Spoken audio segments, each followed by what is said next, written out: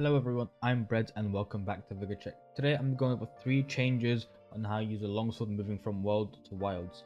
If you enjoy the type of content or want to see more, let us know by giving us a like and subscribe, and we'll be sure to make some more in the future. As you will know from the beta one that already passed, a lot of great changes are coming to the weapons going forward into wilds. There'll be more changes going through the full game that we won't be able to test in the coming betas, such as the switch axe buffs and more towards the sword and shield ones they covered as well. However, from what we did practice in the beta, there's a lot we can cover and what we know we can prepare for, especially for the longsword. For number 3, I want to talk about how we use the gauges. Now in wilds we're going to be getting new basic attacks while in red gauge for the longsword. Now these are pretty quick, they give changes to how you do foresight even, as well as the spirit combo itself. Now from what I've been testing so far, these attacks are pretty good for weaving in quick hits when the monster's moving around a lot, or seeing a lot of dangerous attacks. For example, Raydow's massive explosion with his railgun shot when he flies into the air especially. Now while that is one part of it, I haven't fully tested the extent of how good it damages. I don't know if it's a consistent and reliable form of damage while doing combos. However, so far from what I do know, it's very nice to do in between when you have very short windows. The second part of how we use the gauges is the follow-up to Helmbreaker. While Helmbreaker itself hasn't changed much other than the fact that you can now sheath while you are in the sky, which makes it a lot more forgiving if the monster starts moving or suddenly jumps out the way. For example, fighting a Rajang, which would have been great in World, what we can do is we can sheath and then we don't lose the gauge. However, also we can follow up on it getting a lot of extra hits. It does do pretty good stagger from what I've been testing as well, and it has a pretty good chance to break any wounds that are open, creating a larger one, or even toppling the monster itself. While these are good options, there are times and windows where we have to use them, and a lot of the time currently as it stands, I myself from World, I love sheathing immediately after I'm done with Helmbreaker so I can go into another combo. We don't know how the ending of the follow-up attack from the second part of Helmbreaker will go. I do know that there's quite a bit of downtime where you sheath your sword automatically and whatnot, but it does fill up the gauge back up to maximum if you do get all the hits off, which is very nice to go into another spirit combo and going back up to red gauge, since you drop 2 tiers instead of just the 1 from normal Helmbreaker. We won't be always using it, most definitely, so sometimes if you're going to be attacked, you could always going into the foresight slash, which we also don't know if there'll be another delay after landing it like in World, or if they might remove it or shorten it even, but we'll have to be extra careful of what we decide to do after landing the Spirit Helmbreaker. Moving on from Spirit Helmbreaker itself is going to be the EI Spirit Slash. So when we went from World to Rise, we got a buff to the EI Spirit Slash. It became a lot less punishment to use, so you wouldn't go down a gauge level when you failed to hit a counter with it, but instead once you did, you would actually go up a level. Now I do believe, I could be wrong, that in Wilds the damage has been decreased a bit from getting a successful Spirit Slash off, and it does make sense. It is a lot more rewarding now going up a gauge level. Comboing it in with Foresight Slash will give us the ability to go up two levels on the gauge immediately, so we can go back into another Spirit Helmbreaker and the follow-up attack to get a lot of damage off. However, from my testing in beta, I do feel like the timing for getting the attack to actually register has gotten a lot better. In some cases, you might see in the gameplay footage in the background, is that while I do get the hit off, I do take a small bit of chip damage as well.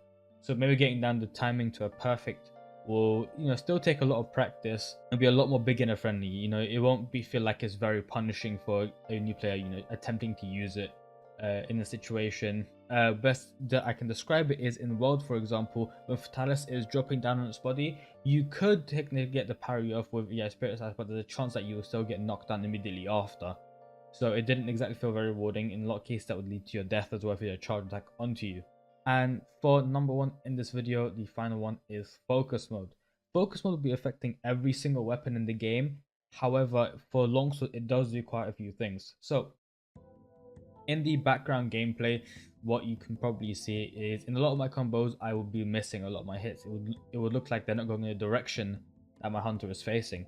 There is a setting in the Wilds beta set that allows you to, instead of your attacks following the hunter's position, it will actually instead follow your camera. So this allows mouse and keyboard players like myself to have the accuracy of a controller camera analog stick when we're trying to pivot, or if we're trying to sheath and look a different direction. And in a lot of cases we can do a straight 180 as well.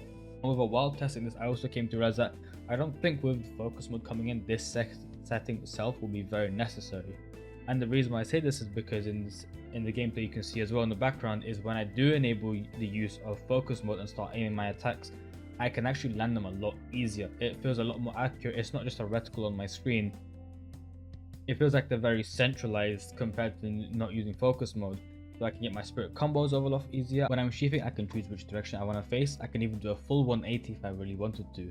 The feature feels really good. Now, the other thing that comes with focus mode is the fact that it's not just limited to on-ground combos. For example, when we're using Helm Breaker, when you have to left click on the mouse and keyboard, of course, to get the strike off on, for example, a small part. One of the best examples I can give again is from Fatalis when he is doing, for example, snake breath, when he's moving his head side to side, or if he's getting up or recoiling from a shot. It can be quite difficult to get the Helm Breaker off. However, with focus mode, you can actually aim it and time it exactly to when his head is in the crosshairs and in your way, so it's a lot more comfortable to hit. For someone like Chatakabra, who's a very compact monster, getting these hits on the head, it can make it a bit harder because its shoulders and legs, like arms, are so close to it. With focus mode, it lets you be very precise. In a podcast where Team Darkside Chris was having regarding their experience doing the Wilds beta, before the beta came out, he talked about how focus mode makes a lot of things hard to it, especially hard to miss, especially the true charge slash from Greatsword. Now, a lot of these things can carry with multiple weapons. However, for Longsword, it also means that for stuff like Foresight, where you have to get the return hit to get the full gauge, getting the EI Spirit slash damage off, because it does do quite a bit of damage still, even though it's been reduced slightly. As far as I can feel, it will still mean that you can position a lot easier for where you land with, moves that have a lot of movement, or where you're targeting if it's a single concentrated point. I feel like this is going to have a massive improvement for how we perform with weapons and how players can get comfortable with aiming their weapons. So when teaching new friends, for example, I've seen that sometimes they feel like their weapons aren't going the direction they want it to, and I feel like focus mode for a lot of new players, while Wild did introduce a massive portion of players, Wild will definitely, I feel like, push it even further. Be seeing players that haven't played Monster Hunter World before even, and focus mode, I believe, will get them to feel very comfortable with how they're aiming their weapon, being able to hit their heavy strikes, for example, with their hammer, with the big bang combo, or the upswing, or the true charge slash, where they're aiming the SAEDs if they're going to use charge blade. I feel like this is going to be very healthy way to get people more comfortable that are newer to the game. If you made it to the end of the video, thank you so much for watching. I hope you guys enjoyed. Let us know down below in the comments if you agree or if you don't, if you feel like we've missed anything in the video, and we can try cover it in a future video as well. I've been Breads, thank you for watching, and take care of yourself.